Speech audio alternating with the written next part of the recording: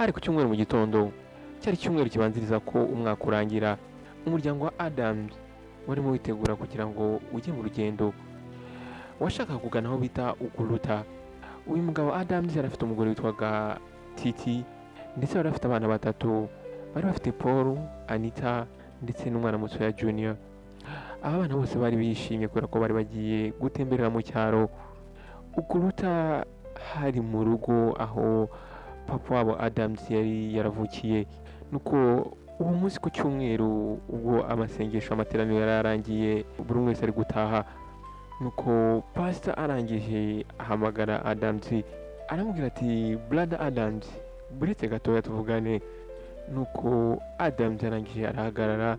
Uyu mugabo pastor yitwaga Ezekiel, nuko arangije aramubwira ati nshaka kukubwira ijwi ry'Imana icyo rimbwiye.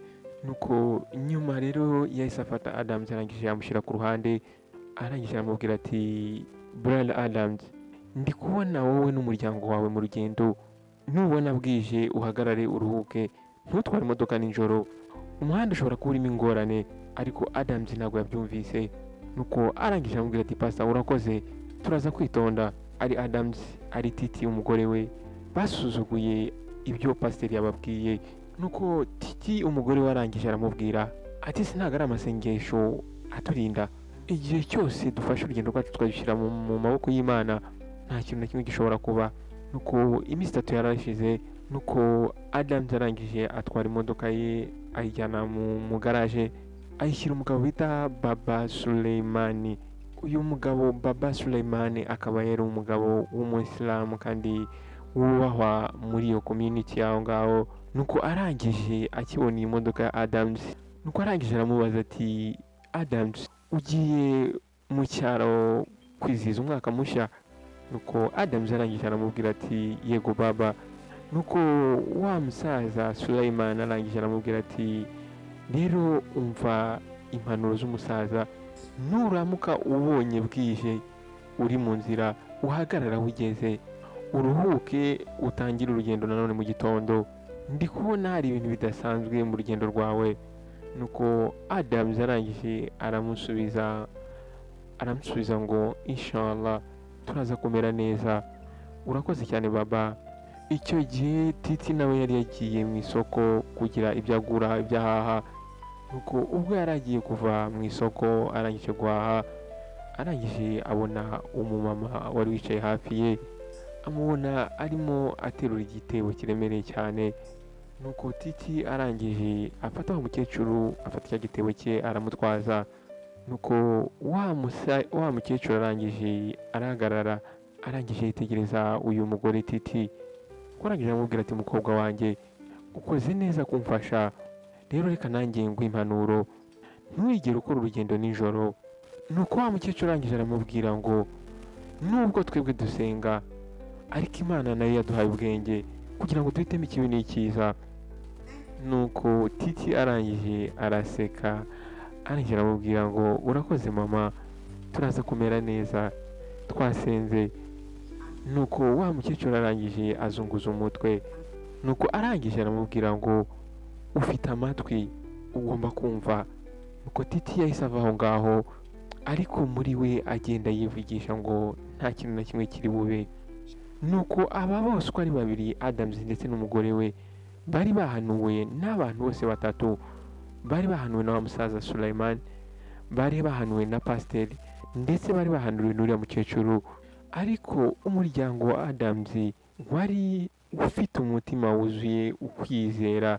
Ibyo bintu byose bahanuriwe, ibyo bintu byose bari baburiwe, babishyize ku ruhande.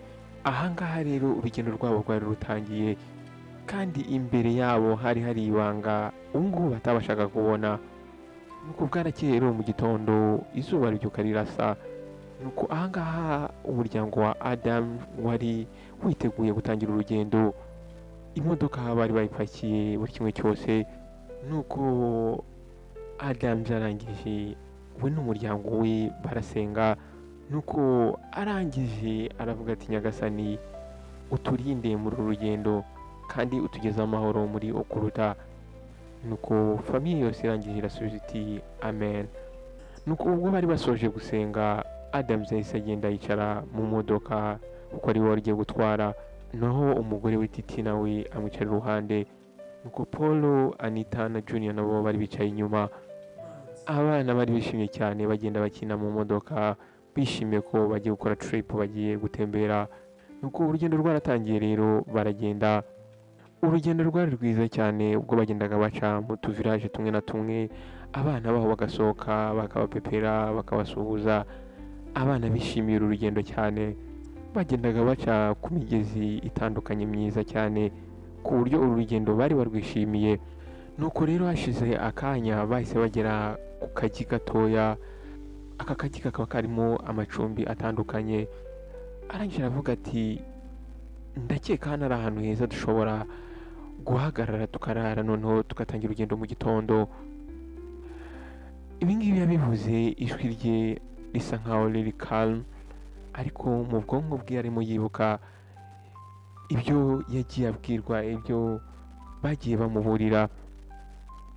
Ahangaha noneho Titi umugore we yahise arakara, nuko arangije abwira umugabo ati ese ni ukubera iki tugomba guhagarara? Twebwe twasenze, Imana iri kumwe natwe. Ese uratekereza yuko Imana iri bureke ikibi kikaza kikatwataka? Nuko Mr Adams arangije aramubwira ati ariko impanuro twahawe. Ariko muri ako kanya Titi arangije ahita amuvugiramo. Nuko arangije aramubwira ati ibyo bintu byose by'impanuro ndetse no kwerekwa ntago biruta amasengesho. Reka dukomeze tugende nta kibazo, umuhanda umeze neza kandi twebwe turinzwe n'amaraso ya Yesu. Nuko aya magambo uyu mugore yamubwiye yatumye uno mugabo apfa kubyemera, ariko abyemera atabyemeye. Noneho akandagira accelerateur arakomeza. Umuhanda barimo bagenda wari umuhanda w'ishyamba ndetse wari urimo umwijima mwinshi cyane. Ahangaha uko bari kugenda umuhanda wari ucecetse cyane, nta modoka n'imwe yari iri gucaracara aho ngaho. Nuko abana bagezeho barasinzira. Titi umugore wa Adams nawe yaricaye aho ngaho afite ukwizera ko yasenze Imana nta kintu kiri bubabeho. Ariko Mr Adams we yari abizi neza ko yakoze amakosa, yari abizi neza yuko yahanuwe kandi ibyo yahanuwe yakagombye kubyubahiriza. Nuko rero barakomeje muri iryo joro bakomeza urugendo. Nuko ubwo barimo bakomeza bagenda bagiye kumva bumva ngo bagiye kumva bumva ikintu kimeze nk'inkuba ikubise. Nuko Adams arangije abaza umugore we ati ibyo byari iki? What was that? Muri ako kanya iyi modoka yatangiye noneho kuzenguruka umuhanda ijya iburyo igaruka ibumoso nkaho itwawe n'umuntu w'umusinzi.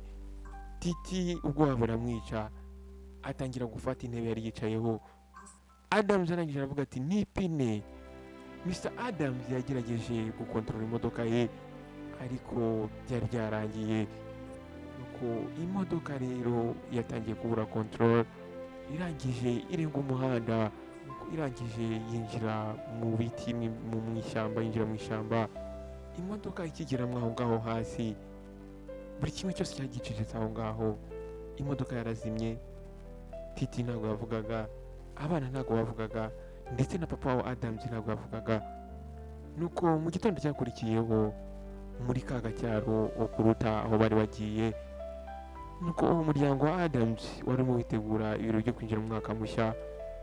Ahangaha bari bishimiye buri umwe wese kubera ko umwaka wari urangiye, barimo bitegura kwinjira mu mwaka wundi mushyashya. Ariko ubwo barimo bakomeza kwitegura, hari ikintu kidasanzwe cyabaye. Muri ako kanya umuryango wa Adams wageze aho ngaho. Nuko bakihagera Adams arangije ava mu modoka aseka cyane, isura ye yuzuye ibyishimo cyane. Nuko Titi nawe yarari inyuma ye. Mugereye hano igihe. Ubu ngubu ni nyirarume wabo wari uri kubivuga, ndetse yahise atambuka arabahobera. Nuko arangije ahobera Mr Adams amukomanga mu mugongo. Nuko arangije aramubwira ati karibu murakaza neza. Abana bahise bava mu modoka baterura ibikapu byabo birukanka bajya kwa sekuru bajya kumusuhuza. Nuko umuryango rero wahise uterana aho ngaho ako kanya, nuko abantu bose baraza batangira kubasuhuza, ndetse Titi atangira gutanga impano yari yazanye, ndetse Mr Adams nawe yicarana n'umukuru wa voyage, batangira kuganira ndetse barishima baraseka. Ariko aba baturage bari barahangara ikintu batari bazi, nuko abantu bari bari kwishimana nabo bari bamaze gukora agisida, ahubwo bari abazimu babo bihindiye abantu. Nuko bigeze nimugoroba abantu bakubita ingoma, barahageze batangira gukubita ingoma, abantu barabyina baranezerwa. Umuryango wa Adams warishimye cyane, wishimira kubana n'aba bantu, batangira kubyina babyina izi ngoma. Wa mugabo wa Adams yatangira ndetse nawe gukoma ingoma, abana nabo batangira kubyina babyinana n'ababyara babo. Ubwo rero iryo joro bakomeje kwishima cyane, barasangira, batangira gutera story, batangira guterana udukuru, barishima baraseka cyane. Kuri buri umwe wese aha ngaha babonaga ari wa muryango wa Adams, wa muryango uhora wishimye, wa muryango uhora ufite urukundo rwo gusabana. Nuko rero nyuma y'ibyumweru bibiri ya village ya Ukuruta, buri wese yari yasubiye mu mirimo, ibintu byahindutse ibintu bisanzwe. Isoko naryo ryari ryatangiye gukora nk'ibisanzwe, abana bari gukina mu muhanda nk'uko basanzwe bakinamo. Nuko umugoroba umwe umusore uturuka mu mujyi wari wegeranye na Ukuruta agaragara aho ngaho. Uyu musore yagaragaye aho ngaho atambuka yihuta, azanye amakuru. Arangije arambwira ati muri aka gace habaye agisida. Arangije aravuga ati imodoka twayisanze ahantu mu bihuru, imodoka yari yangiritse cyane, abantu bari bayirimo imbere ntabwo bigeze barokoka, bose barapfuye.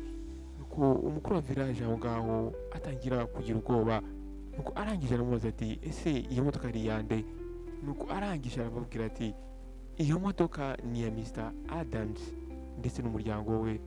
Aha ngaha buri umwe wese yatangiye kurakara, batangira kurakarira wa musore, baramubwira ati ibyo bintu by'ubugoryi uri kuvuga ni ibiki? Ese ni gute ushobora kuza uvuga ibintu nk'ibyo ngibyo hano?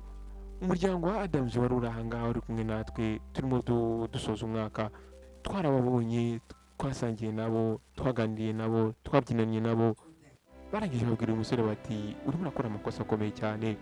Nuko wa musore arangije azunguza umutwe, arangije arababwira ati ibyo mbabwira ni ukuri, imodoka iracyari hariya mu bihuru, buri kimwe cyose kiracyahari, ndetse na Bibiliya ya Adams yasanzweyo. Buri umwe wese wari uri aho ngaho yahise aceceka muri ako kanya, ubwonko bwabo butangira gutekereza ibintu byinshi. Baravuga ati ntabwo bishoboka, kandi koko byarumvikanaga, bari barasangiye n'umuryango wa Adams, barabiboneye n'amaso yabo. Nuko inkuru rero yahise itangira gusakara aho ngaho, bakibaza bati ese nimba aba bantu barapfuye, none ninde wari uri kumwe natwe igihe twarimo twishimira umwaka mushyashya? Nuko abayobozi ndetse n'akandi kagurupe k'abantu bafashe umwanzuro w'uko bagomba kugenda bakajya kureba aho agisida yabereye. Nuko barazindutse mu gitondo, baragenda n'amaguru, bagenda umuhanda muremure cyane kugira ngo bajye kwigerera aho agisida yabereye, barebe nimba kuko ibyo bintu bivugwa ari byo. Urugendo rwari rucecetse cyane, ndetse buri ntambwe bateraga yabaga yuzuye ubwoba ndetse n'urujijo. Ubwo bageraga aho agisida yabereye, imitima yabo yose yabavuyemo. Aho ngaho mu byatsi, aho ngaho mu bihuru, bagiye kubona babona imodoka y'umuryango wa Adams. Imodoka yari yangiritse cyane, inzugi zashwanyutse, buri kimwe cyose cyangiritse bimeze nk'aho yahiye. Aho ngaho hasi hose babonaga imyenda y'abana, ibikapu, imyenda n'ibindi byose bari bapakinze, byose byari biri aho ngaho. Nuko umwe mu bayobozi arangije atera intambwe, arangije aterura igitabo kimwe cyari kiri aho hasi. Noneho agiteruye asanga ni Bibiliya, ndetse iyo Bibiliya yari yanditseho izina rya Adams kuri paje ya mbere. Nuko aho ngaho bahise babona ukuri. Nuko umwe muri barangije avuga ati ibi bintu nibyo, bapfiriye aha ngaha. Nuko undi muyobozi muri bo warangije abaza afite ubwoba ati none ninde wari kumwe natwe? Ese ninde wari uri kubyinana natwe? Ibi bintu byabateye ubwoba cyane, bahise bagira ubwoba. Umuryango wa Adams wari uri kubyinana nabo, wari gucelebratingana nabo, ntabwo wari uriho, wari warapfuye. Ibintu byose bakoranye uko babyinanaga, basangiraga, bishimanaga, byose byari ibintu byo mu mwuka. Ahangaha barimo babasura bwa nyuma. Ahangaha village yose yatangajwe no kumva ibi bintu ndetse no kumenya ukuri kw'ibi bintu. Nyuma y'iyo minsi ntago umuryango wa Adams wongeye kugaragara. Iyi nkuru rero muri aka gace ka Okuruta yabaye inkuru idasanzwe, yagiye ivugwa ukwezi, imyaka n'imyaka. Abantu bavugaga iyi nkuru ndetse bakavuga ku bijyanye na za mpanuro eshatu, arizo mpanuro umuryango wa Adams wabashije gusuzugura: amagambo ya pastor, amagambo ya Suleiman ndetse n'amagambo ya mukecuru. Amasengesho afite imbaraga. Ahangaha ni umuyobozi wa village wari kuvuga, ariko ubwenge ndetse no kubaha ni byiza cyane kurushaho. Numva Imana ituburiye, tugomba kumva ukwizera kudafite ubwenge gushobora kukujyana mu kibi. Guhera uwo mwaka nta muntu n'umwe muri Okuruta wagendaga nijoro, ndetse aho ngaho muri Okuruta bakomeje kwigisha iyo nkuru abana babo, ndetse abana nabo bakigisha abana babo. Babigishaga ibijyanye no kubaha, ariko ukubahira mu kwizera. Iyi nkuru y'umuryango wa Adams yabaye inkuru yarebaga buri umwe wese. Icyigisho cyari kimwe: amasengesho afite imbaraga, ariko kubaha niko kwiza kurusha igitambo. Imana ituburira ibicishije mu bantu. Igihe rero utitaye ku byo bakuburiye, uko wasenga kose, byanze bikunze uzagira ingaruka.